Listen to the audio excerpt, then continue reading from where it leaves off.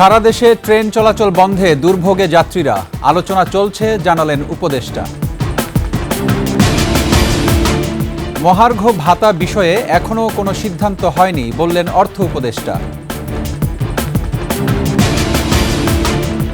লালমনিরহাটে সোনালী ব্যাংকে সুড়ঙ্গ খুঁড়ে ডাকাতির চেষ্টা।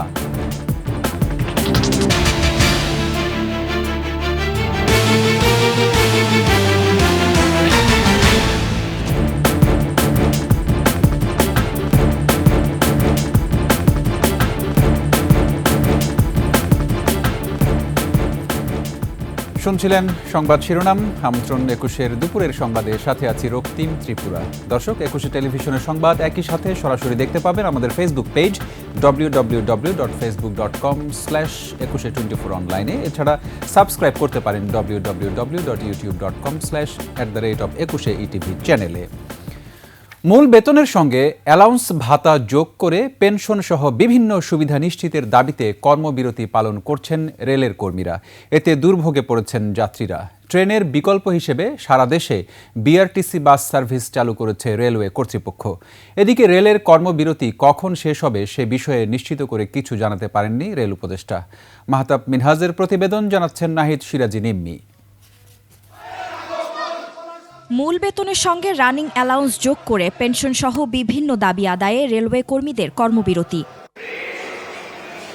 এতে সারা দেশের রেল চলাচল বন্ধ হয়ে যাওয়ায় চরম ভোগান্তিতে পড়েছেন যাত্রীরা। আমি আপনার আধা ঘন্টা যাবত আর কি বসে আছি এখানে সব মালামাল নিয়ে আসছি, এখন আইসা শুনি ট্রেন চলবে না। রেল কর্মীদের দাবি, দীর্ঘ বছরের সুবিধাগুলো ২০২১ সালে হঠাৎ করে বন্ধ করে দেয় আওয়ামী সরকার। তাদের সুবিধাগুলো ফিরিয়ে দেওয়ার আশ্বাস দিলেই চলবে ট্রেন।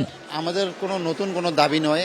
আমরা ১৬০ বছর ধরে যে মাইলেজ সুবিধাটা আমাদের এই পেশায় পেয়ে আসছি, সেই সুবিধাটা বলবৎ থাকে, এটাই আমাদের দাবি। ২১ সালের যে প্রজ্ঞাপনটা ওটা স্থগিত না, ওটা বাতিল চাচ্ছি।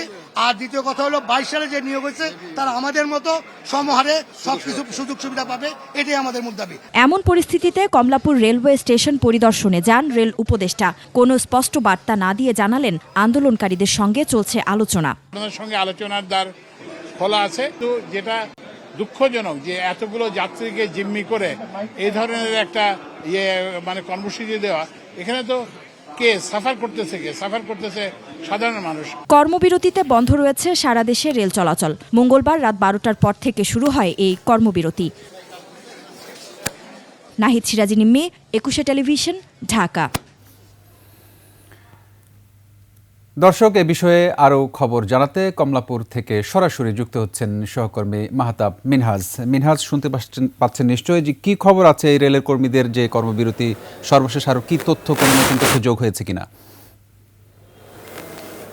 ধন্যবাদ রক্তিম। আসলে নতুন কোনো তথ্য এখন পর্যন্ত যোগ হওয়ার আগে আসলে আপনাকে বলে রাখি যে তাদের যে সমস্যাটি চলছে, আসলে এই সমস্যার সমাধানে আমরা দেখতে পেয়েছি যে প্রায় ২ ঘন্টা ধরে যারা আন্দোলন করছেন, তাদের যে প্রতিনিধি আছেন, আন্দোলনকারীদের প্রতিনিধিদের সঙ্গে রেল সচিব এবং রেলের ডিজি দেশের বাইরে থাকে, তিনি এই মিটিংয়ে থাকতে পারেননি। কিন্তু রেলের যারা ঊর্ধ্বতন কর্মকর্তা আছেন আমরা দেখেছি তারা আছেন, এবং আমরা দেখতে পেয়েছি যে পরিবহন শ্রমিক নেতা, বিএনপি নেতা আমরা দেখতে পেয়েছি শিমুল বিশ্বাস এখানে রেল শ্রমিকদের পক্ষ হয়ে, প্রতিনিধি হয়ে তিনি এখানে এসেছেন। আসলে রক্তিম, আমরা হয়তোবা এই বৈঠকটি যখন শেষ হবে, হয়তোবা আমরা তখন আপনাকে হয়তোবা পরবর্তী কী তথ্য রয়েছে সেই বিস্তারিত বিষয়টি জানাতে পারবো। রক্তিম, একটু যোগ করি আপনাকে এই বিষয়টির সঙ্গে। আসলে সরকার যে বিআরটিসি বাসের ব্যবস্থা করেছে যাত্রীদের জন্য, আসলে এই বিষয়টিতে আমরা অনেক যাত্রীকে দেখেছি যে তারা স্বস্তি প্রকাশ করেছেন আসলে এই বিষয়টি হওয়াতে। তারা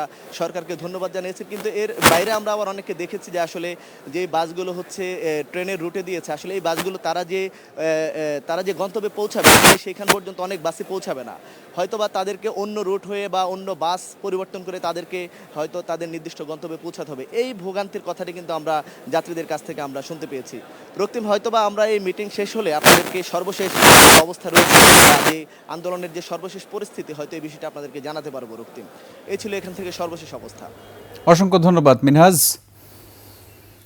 দর্শক, মাহতাব মিনহাজ জানাচ্ছিলেন সর্বশেষ কর্মবিরতির সর্বশেষ অবস্থা।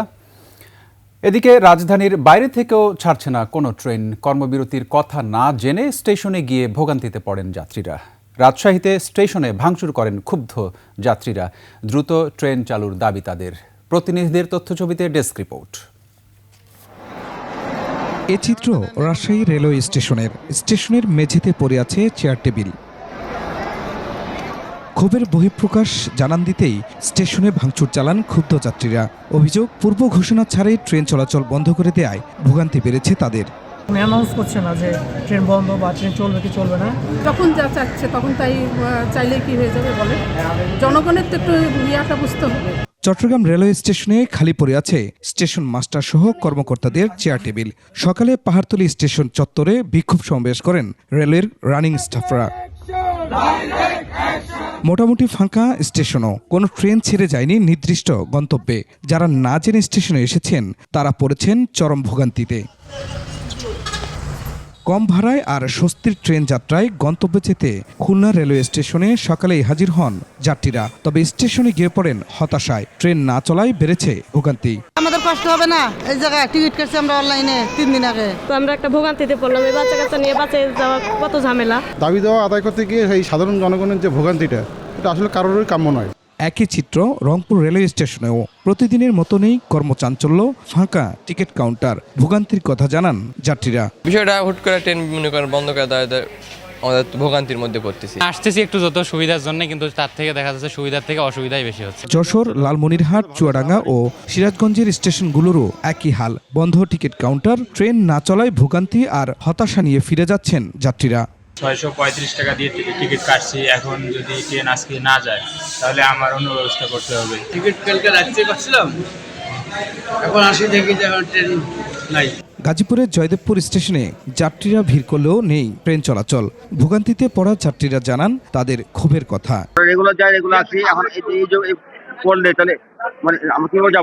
Khurshid Alam, desk report, 21 television. রেলের কর্মচারীদের ওভারটাইম সহ বেশ কিছু যৌক্তিক দাবি মেনে নেওয়া হয়েছে এবং অন্য দাবিগুলো রেল মন্ত্রণালয়কে দেখভাল করতে হবে বলে জানিয়েছেন অর্থ উপদেষ্টা ডক্টর সালেহউদ্দিন আহমেদ। সচিবালয়ে সরকারি ক্রয় সংক্রান্ত উপদেষ্টা কমিটির বৈঠক শেষে সাংবাদিকদের এ কথা জানান তিনি। অর্থ উপদেষ্টা বলেন, মহার্ঘ ভাতা দেওয়ার ব্যাপারে সরকার এখনও কোনো সিদ্ধান্ত নেয়নি।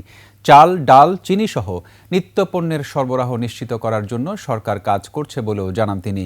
ভিয়েতনাম থেকে 1 লক্ষ মেট্রিক টন আতপ চাল এবং মরক্কো থেকে 30,000 মেট্রিক টন টিএসপি সার আমদানি করতে কমিটি অনুমোদন দিয়েছে বলে জানিয়েছেন অর্থ উপদেষ্টা। রেলের কিছু দায়িত্ব ছিল তাদের, কিছু কর্মচারীদের আমরা বেশ কয়েকদিন আগেই আমাদের তাদের যৌক্তিক যে সেগুলো আমরা দিয়েছি। তারপরে তারা কেন করেছে এটা তাদের ব্যাপার। কারণ হয় কি, প্রত্যেকেরই দাবি দেওয়া, একাধিক দাবি দেওয়া থাকে, তাই না? তারা বলেছে এই দিতে হবে, ওভারটাইম অ্যালাউন্স দিতে হবে, পেনশন। আমরা যতটুকু আমাদের সম্পদের সেটা আমরা বলেছি, অন্যরা সংস্থা আমরা যেভাবে দিচ্ছি আমরা দিয়েছি। খুলনা বিভাগীয় ট্যাঙ্ক লরি শ্রমিক ইউনিয়নের সাধারণ সম্পাদক আলী আজিমের মুক্তির দাবিতে আজও জ্বালানি তেল সেক্টরে ধর্মঘট চলছে। শ্রমিকদের আন্দোলনের কারণে বন্ধ রয়েছে পদ্মা, মেঘনা, যমুনা ডিপোর তেল উত্তোলন। খুলনা বিভাগের 10 ও বৃহত্তর ফরিদপুরের 6 জেলায় জ্বালানি তেলের সরবরাহ বন্ধ থাকায় বিপাকে পরিবহন চালকরা। রোববার জুলাই আগস্টের আন্দোলনে খুলনা নগরীর 7 নম্বর ওয়ার্ড বিএনপির কার্যালয় ভাঙচুরের মামলায় আলী আজিমকে গ্রেপ্তার করা হয়। এরপর থেকে ধর্মঘট শুরু করে শ্রমিকরা। আলী আজিমকে মুক্তি না দেওয়া পর্যন্ত তাদের ধর্মঘট অব্যাহত থাকবে বলে জানান শ্রমিক নেতারা।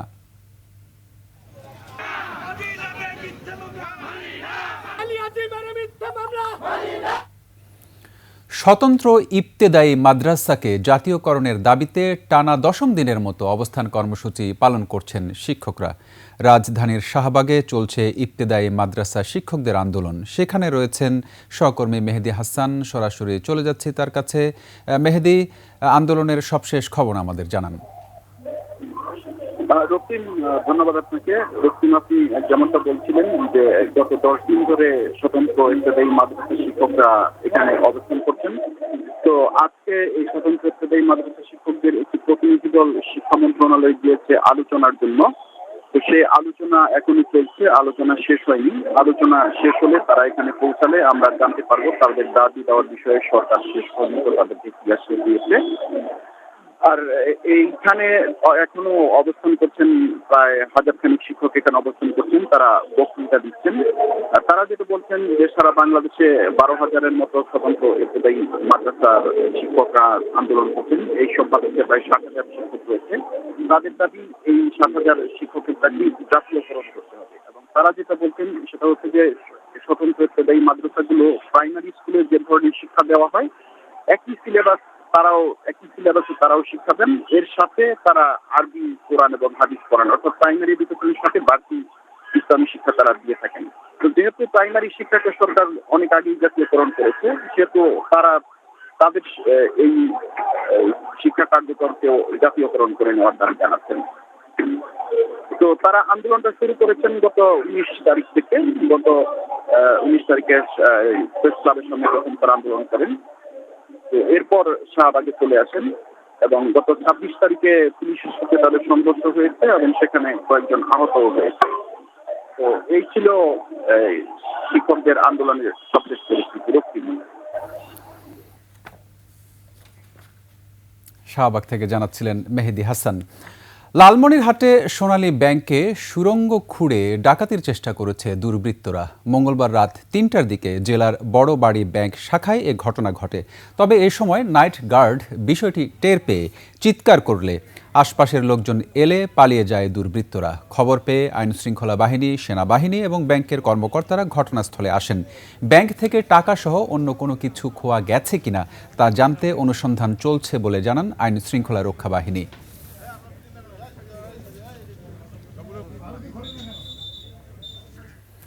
নিচ্ছি সংবাদ বিরতি, ফিরে এসে অন্যান্য সংবাদের সঙ্গে আরও যা থাকছে।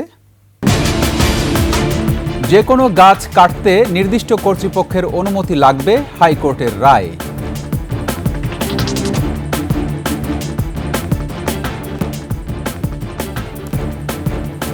আমন্ত্রণ 21 সংবাদে।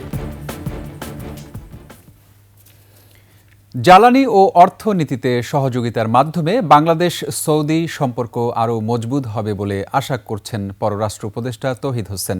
জনশক্তি রপ্তানি ও আর্থসামাজিক উন্নয়নে পারস্পরিক সহযোগিতা বজায় রাখার আশ্বাস দিয়েছে বাংলাদেশে নিযুক্ত সৌদি রাষ্ট্রদূত। বাংলাদেশের অকৃত্রিম বন্ধু হিসেবে রাষ্ট্রদূত পেয়েছেন বাংলাদেশ ডিপ্লোম্যাটিক এক্সেলেন্স মেডেল। আরও জানাচ্ছেন আকবর হোসেন সুমন। দ্বিপক্ষীয় সম্পর্কের ব্যাপ্তি ও বিনিয়োগ বাড়ানো সহ জনশক্তি রপ্তানিতে অবদান রাখায় বাংলাদেশে নিযুক্ত সৌদি আরবের রাষ্ট্রদূত ইসা ইউসুফ ইসা আল দুহাইলান পেয়েছেন Bangladesh diplomatic excellence medal. Foreign service একাডেমিতে এই সম্মাননা তুলে দেন পররাষ্ট্র উপদেষ্টা তৌহিদ হোসেন। 2020 সালে রাষ্ট্রদূতের দায়িত্ব গ্রহণের 5 বছর মেয়াদে শুধু সৌদি আরবেই প্রায় 14 লাখ কর্মীর কর্মসংস্থান হয়েছে। সৌদি ভিসা প্রক্রিয়া সহজ করা সহ পারস্পরিক স্বার্থ সংশ্লিষ্ট বিষয়ে বিশেষ অবদান রেখেছেন দুহাইলান। বাংলাদেশে দায়িত্ব পালনের গোধূলি লগ্নে বন্ধু হয়েই পাশে থাকার আশ্বাস দেন সৌদি রাষ্ট্রদূত। I firmly believe that our relationship is multifaceted, extending far beyond Hajj, Umrah, or manpower. It encompasses trade, investment, culture, sports, tourism, and every other aspect of cooperation that strengthen our bonds. নবায়নযোগ্য জ্বালানি ও অর্থনীতিতে পারস্পরিক সহযোগিতা দুই দেশের উন্নয়ন আরও গতিশীল করবে বলে মনে করেন পররাষ্ট্র উপদেষ্টা। Saudi Arabia's forward-looking investment in Bangladesh, spanning key areas such as infrastructure, renewable energy, and finance, have further solidified this bond. Together, we have pursued critical initiatives to ensure energy security and promote peace. Both nations have consistently stood united in rejecting oppression and advocating for global stability and harmony. Saudi আরবের শ্রম বাজারে বাংলাদেশি শ্রমিক এবং তাঁদের পাঠানো remittance বাংলাদেশের অর্থনৈতিক স্থিতিশীলতার বড় অংশ বলে উল্লেখ করেন উপদেষ্টা। Playing a vital role in the kingdom's economy while contributing to Bangladesh's development through remittances. Akbar Hossain Suman, 21 television, Dhaka. এখন থেকে যে কোনো গাছ কাটতে হলে নির্দিষ্ট কর্তৃপক্ষের অনুমতি লাগবে উল্লেখ করে রায় দিয়েছে হাইকোর্ট। মঙ্গলবার এ রায় দেন বিচারপতি ফাহমিদা কাদেরের দ্বৈত বেঞ্চ। এর আগে পরিবেশ রক্ষায় রাজধানী সহ সারা দেশের গাছ কাটা নিয়ন্ত্রণে কমিটি গঠনে কেন নির্দেশনা দেয়া হবে না তা জানতে চেয়ে রুল জারি করেন হাইকোর্ট। গাছ কাটা বন্ধে জনপ্রশাসন মন্ত্রণালয় ৭ দিনের মধ্যে একটি সার্কুলার ইস্যু করে উপজেলা নির্বাহী অফিসারের নেতৃত্বে কলেজের অধ্যক্ষ, সমাজকর্মী, পরিবেশবাদী, সমাজকল্যাণ officer, assistant commissioner of land এবং এলজিইডির এক্সিকিউটিভ ইঞ্জিনিয়ারের সমন্বয়ে কমিটি গঠনের নির্দেশ দিয়েছে। পারমিশন ছাড়া গাছ কাটা যাবে না, নির্দিষ্ট কর্তৃপক্ষের কাছ থেকে পারমিশন নিতে হবে, আর কর্তৃপক্ষগুলো কিভাবে হবে সেটা আদালত নির্দেশনা দিয়ে দিয়েছে। এবার আভিভা ফিন্যান্স লিমিটেড বাণিজ্য সংবাদ।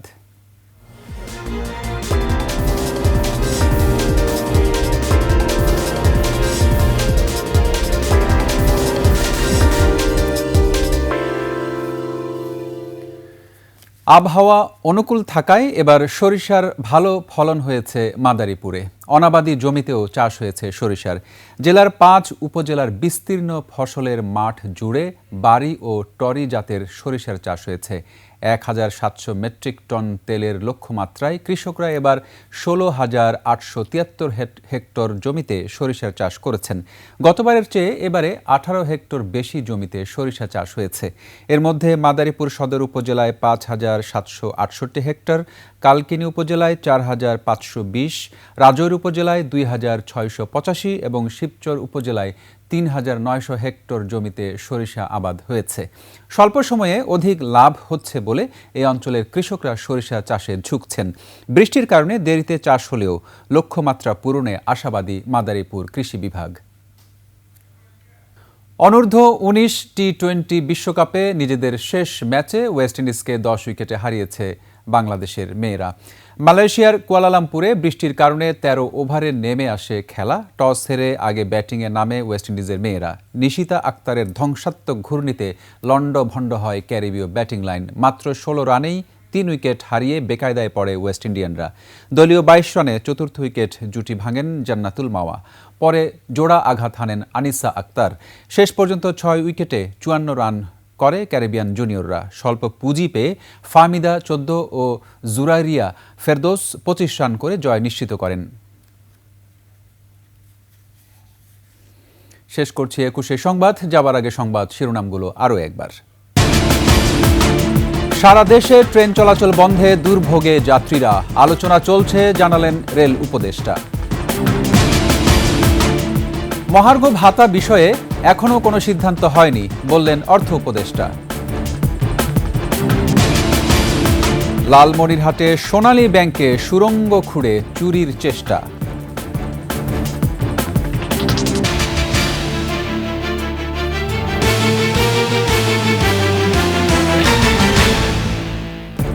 সর্বশেষ সংবাদ জানতে ডায়াল করুন 2021 নম্বরে আর ভিজিট করুন 21-tv.com ওয়েবসাইটে। ফেসবুকে ভিজিট করতে পারেন www.facebook.com/2124 অনলাইনে। এছাড়া সাবস্ক্রাইব করতে পারেন www.youtube.com/@21etv চ্যানেলে। এতক্ষণ সঙ্গে থাকার জন্য ধন্যবাদ। পরবর্তী সংবাদ বিকাল ৫টায় দেখার আমন্ত্রণ রইল। ২১-এর সাথেই থাকুন।